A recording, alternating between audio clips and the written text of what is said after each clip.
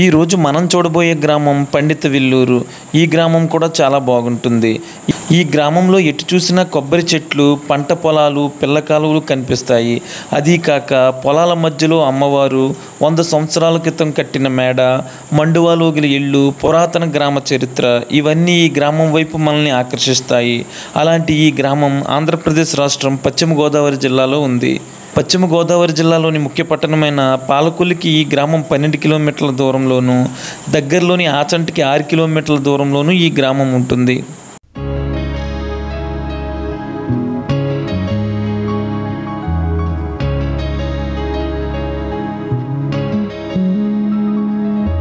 Hi అండి, welcome to Godavari Muni YouTube channel. ఈరోజు మనం వచ్చేసరికి పండిత విల్లూరు అనే గ్రామం వచ్చామన్నమాట. ఇక ఈ గ్రామం గురించి చెప్పాలి అంటే అవడానికి ఇది పల్లెటూరు అయినప్పటికీ చాలా పురాతనమైన గ్రామం అంటే ఇది. ఈ గ్రామానికి ఈ పండిత విల్లూరు అనే పేరు ఎలా వచ్చింది, అదేవిధంగా ఈ గ్రామంలో ఇప్పటికీ చాలా మండువాలోగిళ్ళు ఉన్నాయన్నమాట. మనం ఈ గ్రామం చూస్తూ వీటన్నిటి గురించి అయితే తెలుసుకుందాం. సార్ నమస్తే అండి. అంటే మీ పండిత విల్లూరు అని ఉంది కదా సార్, గ్రామం అంటే ఎక్కువ పండితులు ఉంటారంటారండి. పూర్వం ఈ ఊర్లో 15 ఇళ్ళు ఎన్నో ఉండేవి. ఓకే, పండితులు ఇవన్నీ బ్రాహ్మణులు. ఓకే, పండితారాజ్యుల వారు వచ్చేవారట ఈ ఊరు. ఓకేనండి. పండితారాజ్యుల వారు వచ్చి వాళ్ళు శివపూజ ఎక్కువ చేసేవారు. Okay okay. ఈ శివపూజ చేసినప్పుడు బొబ్బారామ గారు దత్తు గారు ఇంటి ఎదురుగుండా శివాలయం ఉండేది. Okay sir. ఆ శివాలయంలో వీళ్ళు అర్చన చేసేవారు. తర్వాత ఇక్కడ శివాలయం ఉండేది, 2 శివాలయాలు ఉండేవి ఈ గ్రామానికి. అయితే పండితారాజ్యుల వారు కొన్నాళ్ళకి వీళ్ళు ఊరిచి వెళ్ళిపోయారు. ఓకే. ఆ శివాలయం కూడా సిద్ధం అయిపోయింది. ఓకే. తర్వాత మళ్ళీ దానికి పండితారాజ్యుల వారు వెళ్ళిపోయారు కాబట్టి పండిత విల్లూరు అనే నామకరణం చేశారు. ఓకే. అప్పటి నుంచి ఇలా పండిత విల్లూరు కింద పిలుస్తున్నారు అన్నమాట.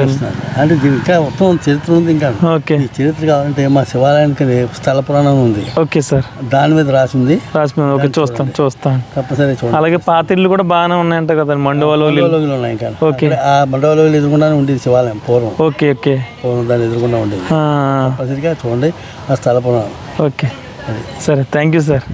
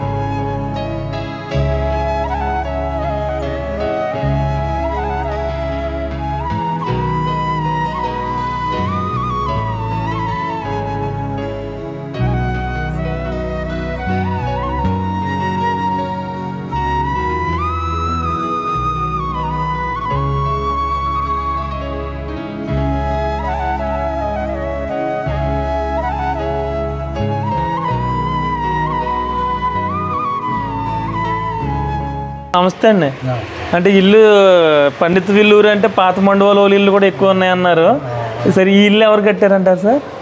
చిరుకూరి తాతగారు. మీ తాతయ్య గారు అవుతారు? చౌదరీస్ కట్టారు. చౌదరీస్. ఓకే. నేను తర్వాత ఒక 20 years బ్యాక్ నేను కొన్నాను. మీరు కొనుక్కున్నారు? కొని అన్నీ మళ్ళీ అన్నీ కొద్దిగా రిపేర్ చేశాను, రీమోడల్ చేశారు అనమాట. ఎప్పుడు చెక్కినాయి అని అంటారు నెమ్మళ్ళు? ఇదే ఆడు చేసినప్పుడే కొంచెం మీ కూడా చేసి 30 ఏళ్ళు. ఓకే, నెమ్మళ్ళు అవి చెక్కి పాత మోడల్స్ ఇప్పుడు ఆ రోజుల్లోనే 30,000 40,000 ఈ సింహద్వారం అనుకోవాలి. నెమ్మళ్ళు అవి చెక్కడానికి ఇవి మధ్యలో కూడా చెక్క ముక్కలేనేమోనండి ఇవి. ఇవన్నీ కూడా కట్టినవి. ఓకే, కూడా చేతి పని ఇదంతా. కానీ మిషన్ పనులు కాదు అప్పుడు పూర్వం. ఎన్ని చేతి పని అన్నమాట. చేతి పని అప్పుడులోనే 30,000-40,000 అంటే ఇప్పుడు కొంచెం ఇంచుమించు 2 లక్షలు ఇస్తాను కానీ. అవుదండి. ఏ ఫేసింగ్ ఉంటుంది సార్ ఇల్లు ఇది? ఇల్లు ఏ ఫేసింగ్ ఉంటుందండి? ఇదే ఉత్తరం అండి. Okay okay. మీరు ఎంత కొన్నారా సార్ ఇల్లు కొన్నప్పుడు? నేను కొన్నప్పుడు బాగా తక్కువగా కొన్నాను. అసలు ఎంత ఉంటాయి సార్? అంటే ఇప్పుడు రేట్లు పెరిగిపోయాయి. 30 లక్షలు పైన. ఇప్పుడు 30 లక్షలు. కొంచెం 8 సెంట్లు. అప్పుడు ఎంత సార్? అప్పుడు నేను కొన్నప్పుడు 4 లక్షలు. 4 లక్షలు అంతే. లక్షకు ఇప్పుడు 10 లక్షలు అయినట్టు అయిపోయింది కదా.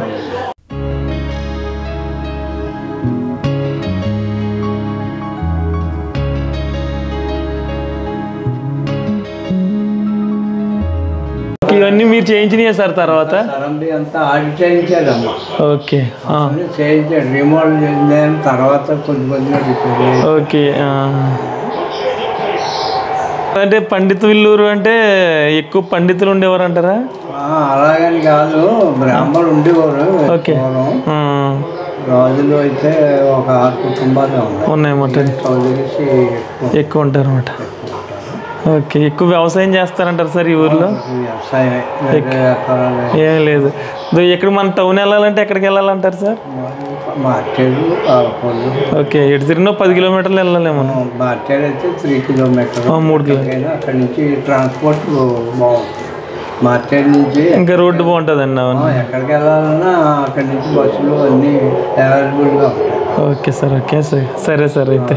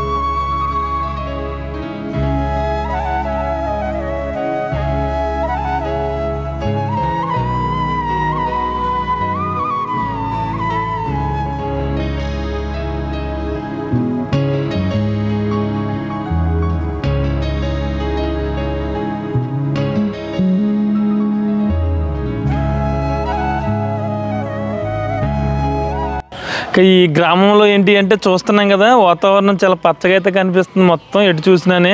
ఇప్పుడు మనం ఒక ఇల్లు చూడొచ్చు, వెనకాల పెంకిటిల్లు చాలా ఖాళీ ప్లేస్లో కట్టుకున్నారన్నమాట. చాలా వాళ్ళకి కావాల్సిన చెట్లన్నీ వేసుకున్నారు. చూడడానికి చాలా బాగుందన్నమాట ఈ హౌసెస్ ఇవన్నీ.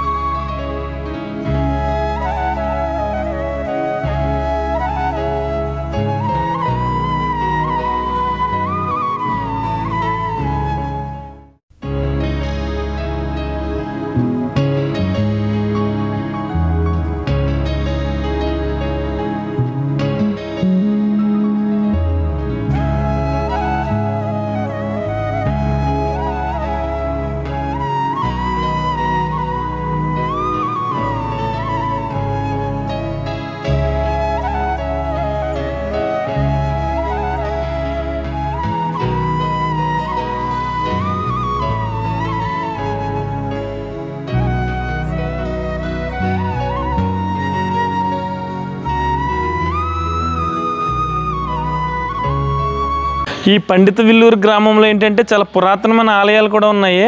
మనం ఇక్కడ చూడొచ్చు శ్రీ కేశవ స్వామి వారి దేవస్థానం అయితే ఉంది. ఇది చాలా పురాతనమైన ఆలయం అంటే ఒకసారి ఆలయం లోపలికి వెళ్ళి ఈ ఆలయం హిస్టరీ గురించి అలాగే ఈ ఆలయం ఏ విధంగా ఉంది ఏంటో చూద్దాం.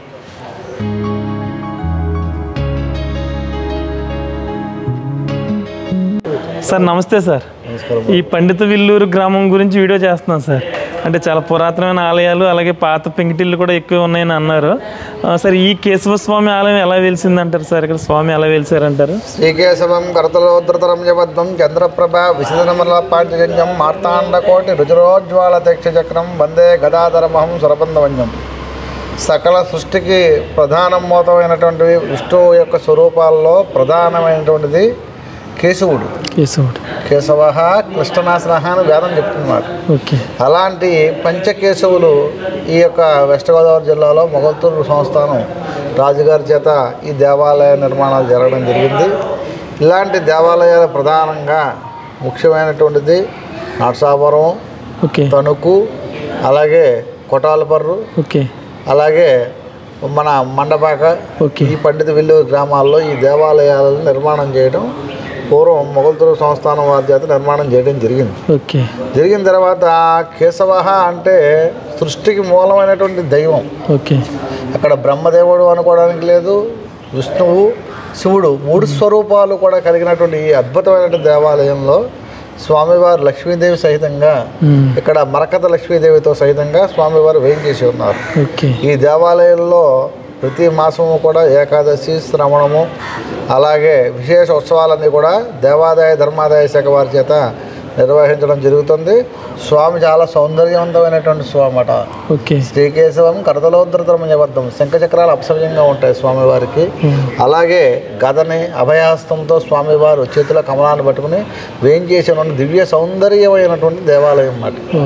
ఈ దేవుణ్ణి ఎవరైతే ఆరాధన చేస్తారో వారికి కష్టములన్నీ కూడా తొలగిపోతాయి అన్నమాట. ఆపదలో ఉన్నటువంటి వారు కేశవ అనుకుంటే చాలా వారి కష్టాలన్నీ కూడా తిరిగించి, అలాగే అందమైనటువంటి క్లేశములు కలిగినటువంటి దేవుడు అని కూడా వేదంలో ఒక అర్థం ఉంది. కేశవ స్వామి గురించి అద్భుతమైన ఈ దేవాలయాన్ని భక్తులందరూ కూడా సేవించుకుని స్వామివారి యొక్క అనుగ్రహ ఆశీస్సులతో పాటు లక్ష్మీ సంపన్నమైనటువంటి మరకత లక్ష్మీదేవి అమ్మవారు లోపల సన్నిధానంలో ఉన్నటువంటి అమ్మవారు మరకత లక్ష్మీదేవి. ఆ యొక్క లక్ష్మీదేవిని అనుగ్రహం పొందినట్లయితే ఇష్ట ఐశ్వర్యములని కూడా అమ్మవారు భక్తులు ఏవైతే కోరుకుంటారో ఆ కోరికలన్నీ కూడా తీర్చేటువంటి తల్లి మహాలక్ష్మీదేవి.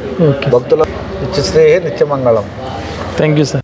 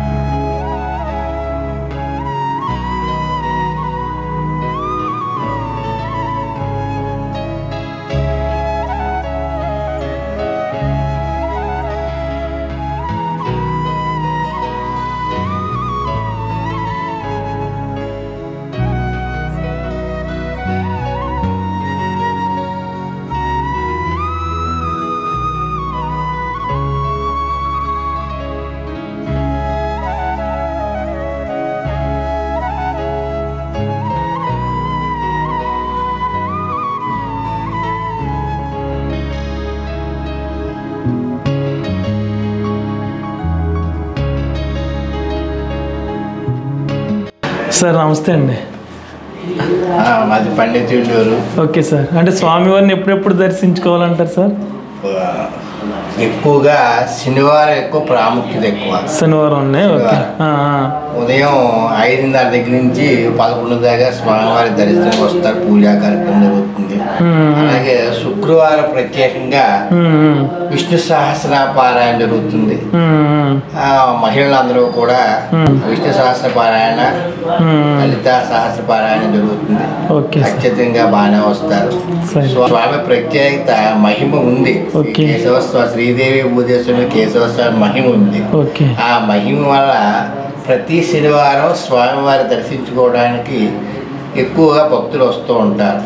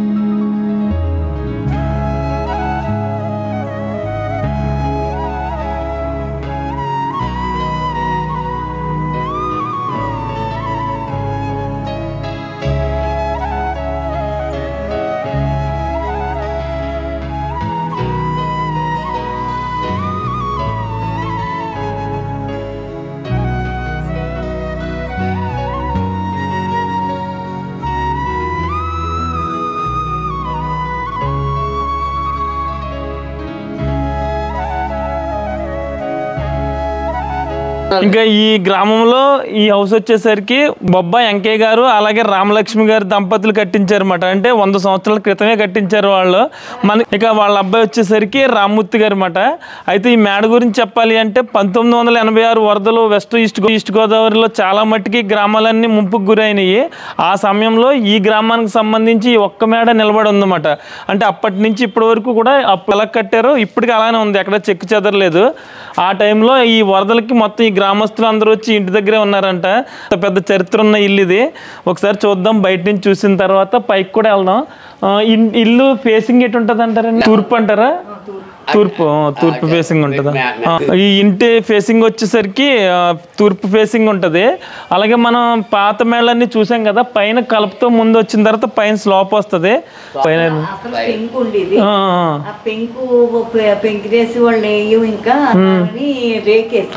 ఒకటి స్లాబ్ ఉండి ఆ పైన పెంకు ఉండేది అన్నమాట. ఓకే, సరంబి అంటారు అన్నమాట దాన్ని. ఓకే, పైన ఒక ఫ్లోర్కి అయితే స్లాబ్ ఉండి ఆ పైన వచ్చేసరికి పెంకు ఉండేదంట. ఆ పెంకు ప్రస్తుతానికి నేసే వాళ్ళు సరిగ్గా దొరకపోవడంతో పైన రేకేసేసారు. ఒకసారి చూద్దాం ఇదంతా ఈ విధంగా. అప్పట్లో ల్యాండ్ లార్డ్స్ అంటారండి ఈయన వెంకయ్య గారు. అప్పుడు అంటే ఇంత పెద్ద ఇల్లు అంటే పెద్ద ఇల్లు ఉంటే ఇప్పుడు ఓకే.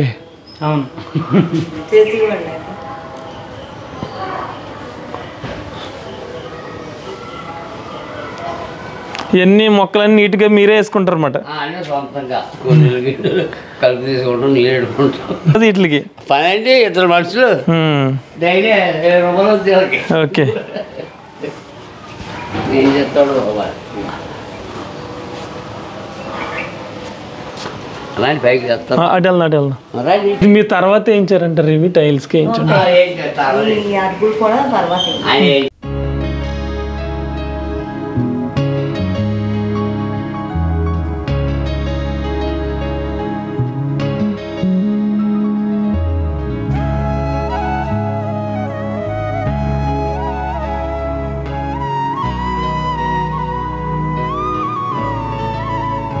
పేరేంటండి? రామ్మూర్తి గారు. బొబ్బా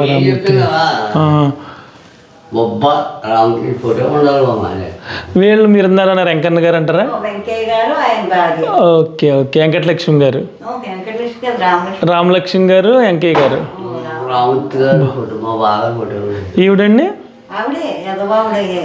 ఓకే. తర్వాత ఆయన లేనప్పుడు ఫోటో అన్నమాట అండి ఇది. ఓకే ఓకే, ఈవిడ మహిళా ప్రెసిడెంట్ చేశారు మన జిల్లా. ఈవిడే. Okay okay.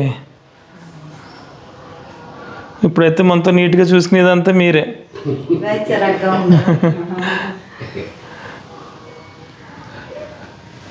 అప్పుడు బిల్డింగ్తో వచ్చిన లాకర్లు అన్నమాట అండి ఇవి, అద్దాలు అవి.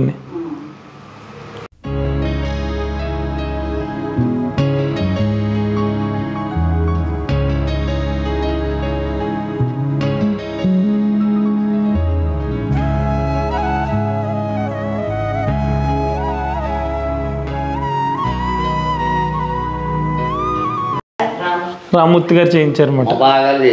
అంటే పాత వాళ్ళందరికీ ఇల్లు అంటే బాగా ఇష్టం ఉంటుంది కదండి. రామ్మూర్తి గారు ఎక్కడ హైదరాబాద్లో దిగారంటారు అప్పట్లో? ఓకే. అంటే అప్పటి వాళ్ళందరికి ఇల్లు అంటే బాగా ఇష్టం అనుకుంటా. ఇష్టం కాదు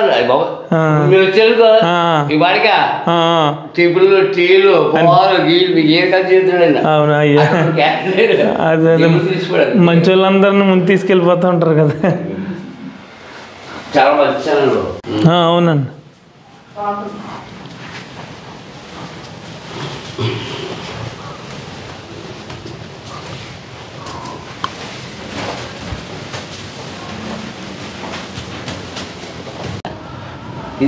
అంటే ఇది వరకు పెంకు ఉండేది, తర్వాత వచ్చేసరికి మీరు రేక్ వేసారు అన్నమాట. ఓకే, ఇదంతా టేక్ కలిపే కదండి? ఓకే. ఎదరికి వెళ్ళడానికి అటు నుంచి వెళ్ళొచ్చు. చాలా నీట్గా పెట్టారు ఇల్లు అంతా. ఈ సరంబి కూడా చాలా బాగుంది ఇది. అది మార్చాడు బాబా, బోర్డు ఖర్చు అయింది. చూసా ఈ గది బాగుంటుందా? ఆ గది ఒకటి అన్ని రూములు బాగుంటుంది, నీట్గా ఉంటాయి. నీట్గా ఉన్నాయి. లైట్ వేసుకున్నాను ఈ పక్కన ఈ సైడ్ లైట్ అది చూసు.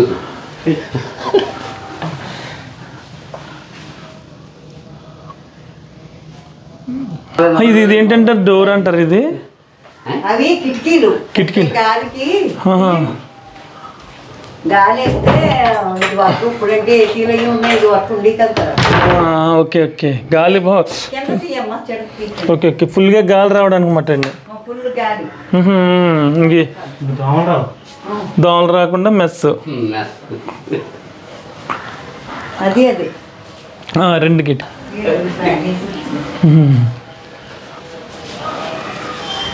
నేను రావట్లేదు, ఆవిడే తుడుచుకొచ్చేది. ఓకే ఓకే, చాలా కూలింగ్ కింద ఉంది కింద అంతా.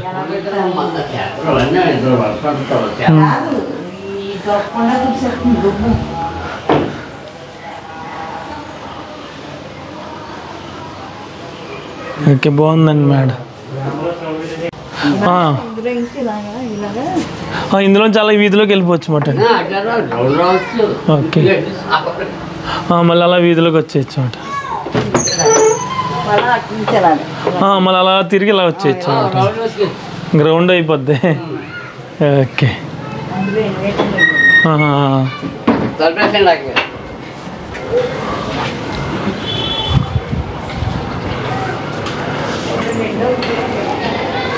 ఇదేంటండి ఫోటో ఎప్పుడుదండి ఇది? ఇది ఇది ఇది ఇది ఆయన దత్తత తీసుకున్నప్పుడు. ఓకే, ఆయన దత్తత తీసుకున్నారా? చెల్లెలు కొడుకుని దత్తత తీసుకున్నారు. Okay okay okay. ఇది దేవుడు. అరే రామ హరి కృష్ణ. చేయించారండి ఇలా మందిరం? ఓకే, ఏమంటే చక్రాలు అవి ఉన్నాయి ఏంటండి? అంటే అటు ఇటు పెట్టుకోవడానికి దేవుడి మందిరానికి చక్రాలు కూడా ఉన్నాయండి. అటు ఇటు జరుపుకోవడానికి. ఓకే ఓకే, ఇబ్బంది లేకుండా. సరే,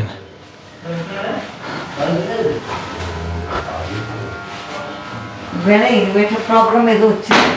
ఓకే.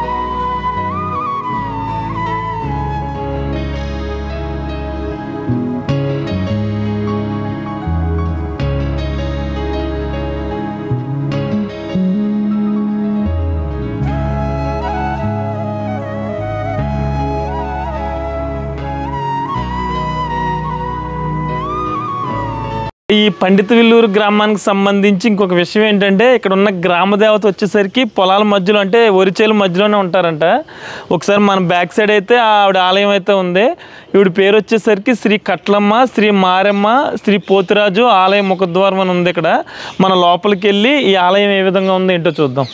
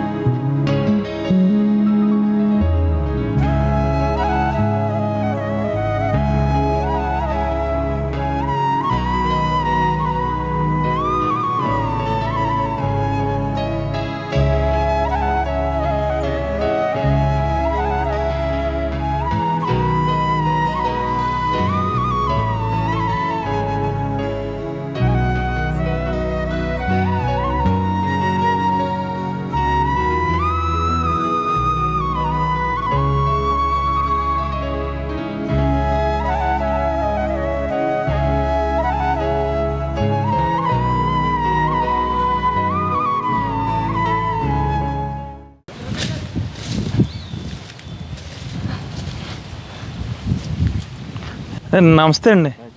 అంటే ఏం కాదు, అమ్మవారి జాతర ఎప్పుడు జరుగుతుంది అంటారండి? తెలీదండి.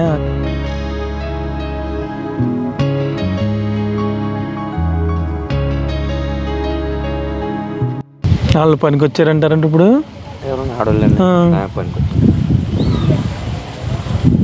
ఎన్నింటి దగ్గర నుంచి ఎన్నింటి వరకు చేస్తారంటారండి? పొద్దున్న 8 నుంచి సాయంత్రం 5, 6 అయిపోతుంది. అంటే పనిని బట్టి అండి. పని బట్టి చేయనుంది అనుకోండి, ఇప్పుడు ఉందానికి దవ్వని దాకా వెళ్తాకుండా. ఓకే ఓకే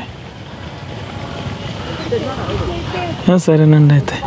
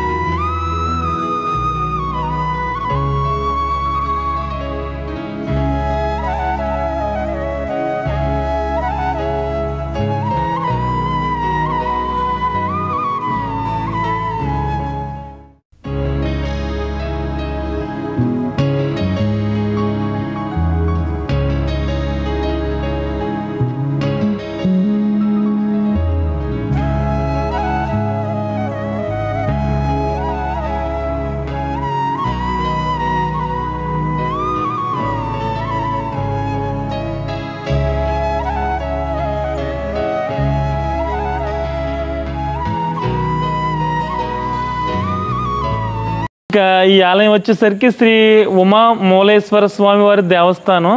ఇక ఈ గ్రామం గురించి మనం స్టార్టింగ్లో ఒక పంతులు గారిని అడగగానే మనకు ఆయన చెప్పారు ఏంటంటే, ఇక్కడ శివాలయం దగ్గర ఈ గ్రామానికి సంబంధించిన పూర్తి వివరాలు అయితే రాసి ఉంటాయని చెప్పి.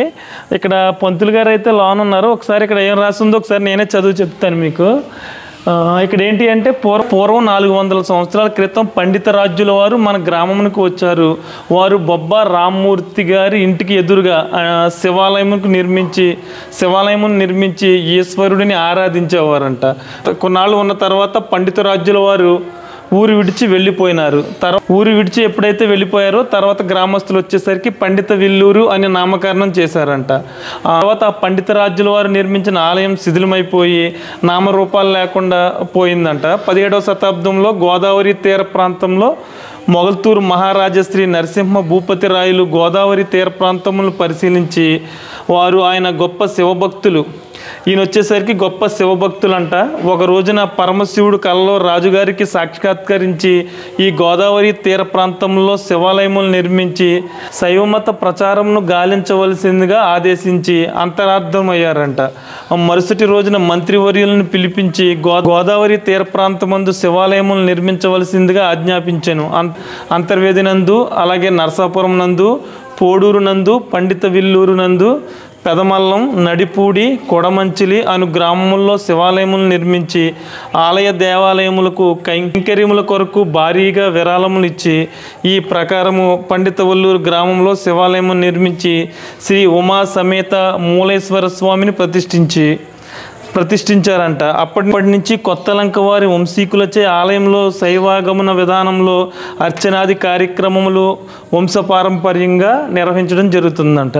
ఇప్పుడు మీరు వచ్చేసరికి కొత్తలంక వారు అంటారా? Okay sir.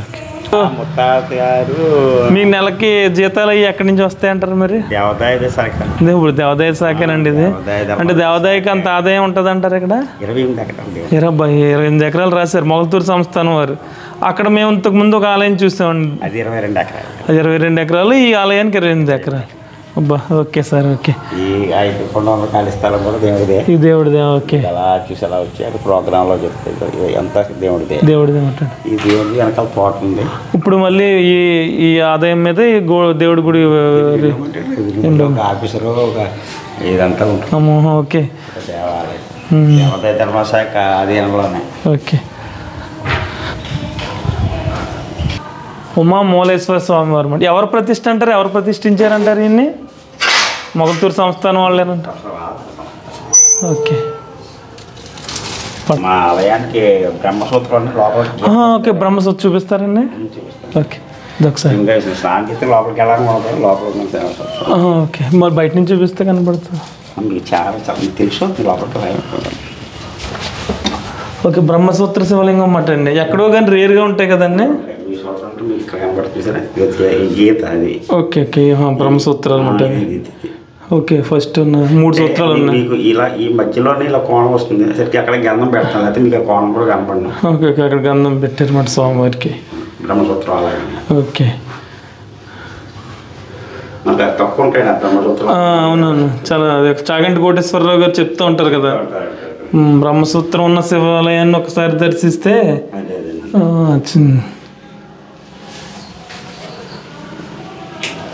Okay thank you sir. ఎక్కడండి? అమ్మవారండి. ఓకే అమ్మవారు ఎవరండి? Umadevi, Uma Parvatidevi. Okay sir thanks అండి.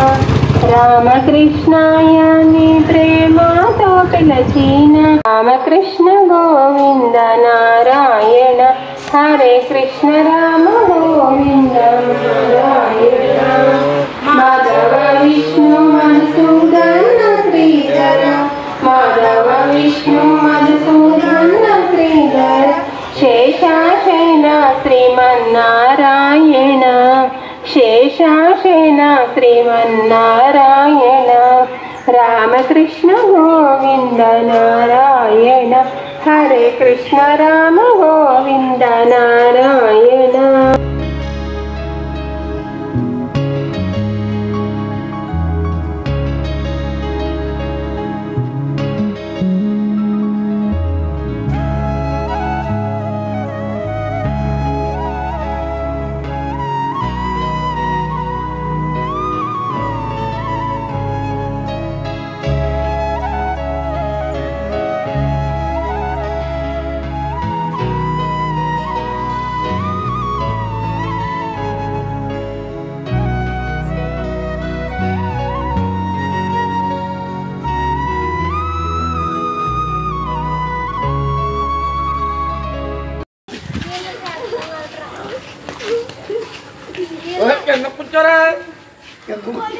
నేనేం తీయలే.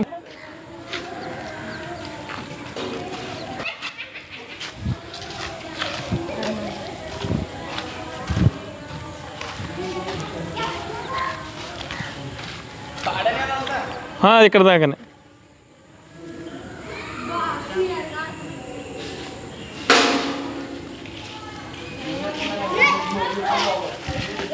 ఏ క్లాస్ వరకు ఉంది ఇక్కడ? 6th to 10th. ఇదండి పండితవిల్లూరు గ్రామానికి సంబంధించిన పూర్తి వీడియో. అయితే ఈ వీడియో మీకు నచ్చినట్లయితే ఒక లైక్ చేయండి. అలాంటి మరిన్ని వీడియోస్ కోసం చూస్తూనే ఉండండి గోదావరి ముని యూట్యూబ్ ఛానల్.